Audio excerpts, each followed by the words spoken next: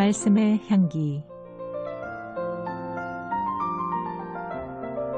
오늘은 경기도 김포시 믿음의 교회 신형섭 목사입니다.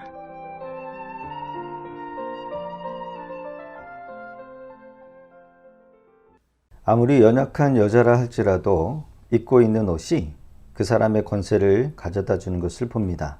경찰관의 옷은 나라에서 그 사람에게 어느 정도 권세를 준 것을 봅니다. 재판관의 옷을 입는 이유는 그가 누구이냐를 알게 하는 것이 아닌 그 사람이 어떤 권한을 가졌는지 알게 하는 데 있습니다. 성도님들이 주일이면 하나님께 예배를 드리러 나오면서 옷을 입고 나옵니다. 하나님 앞에 예배를 드리는 성도의 입은 옷은 그 사람이 어떤 태도로 예배에 임하는지를 알게 해주기도 합니다. 하지만 외적인 옷보다 중요한 사실은 우리에게 입혀주는 주님의 옷을 입고 있느냐 없느냐, 이것이 가장 생각해 봐야 될 문제입니다.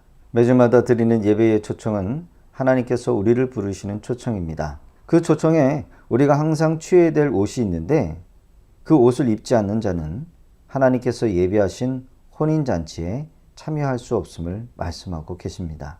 오늘을 살아가는 저와 여러분들은 하나님께서 예배해 주신 예복을 입고 그분이 예비하신 잔치에 들어갈 준비를 해야 합니다.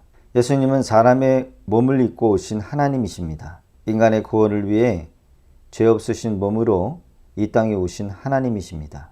우리의 맏형 되신 예수님께서 십자가 위에서 죽으신 이유는 우리를 죄에서 구원하시고자 함입니다. 믿음이라고 하는 것은 결국 예수님의 십자가의 공로를 입는 것입니다. 예수님의 십자가의 죽음의 행위를 믿을 때 그것이 내 것이 됩니다. 갈라디아서 3장 26절에 누구든지 그리스도와 합하기를 위하여 세례를 받은 자는 그리스도로 옷을 입었느니라. 즉 옷을 입는다는 의미는 바로 여기에 있습니다.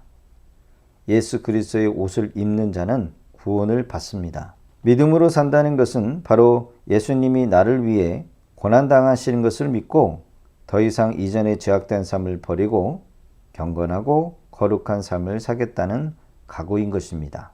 일주일 동안 살아가다 보면 알게 모르게 옷이 더럽혀져 있습니다. 그래도 걱정하지 않습니다. 옷이 더럽혀 있든 찢겨 있든 또 올라와서 주님이 공급해 주시는 옷으로 갈아입는 것입니다. 주님께 멀어지면 안 되기에 우리는 매 순간 올라와 은혜를 입도록 해야 합니다. 매일매일 거룩한 옷을 입고 그리스도인답게 살아가십시다. 세상 그 어디에 가더라도 참된 평안, 참된 위로, 쉼을 주는 곳이 이 세상 어디에도 없기 때문입니다. 넘어지셨습니까? 싸우셨습니까? 실패하셨습니까? 우울하십니까? 세상 걱정, 염려로 힘이 드십니까? 그래도 올라와야 합니다. 우리가 용서받고 우리가 치료받을 곳은 아버지의 품이기 때문입니다.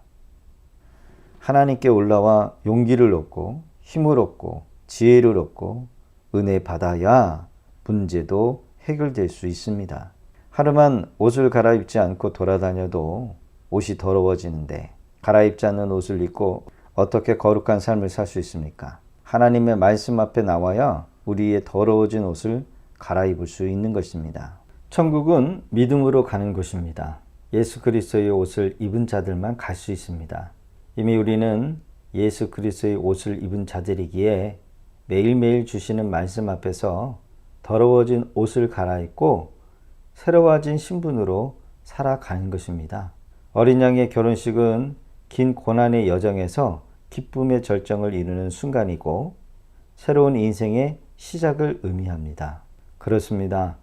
새로운 옷을 입는다는 것은 새로운 지위와 하나님의 재산을 상속받게 되는 것입니다. 그리스도의 옷을 입는 것은 바로 지금입니다. 더러워진 옷을 벗고 예수 그리스도의 흘리신 피로 깨끗하게 씻김받는 복된 청취자들 되시기를 바랍니다.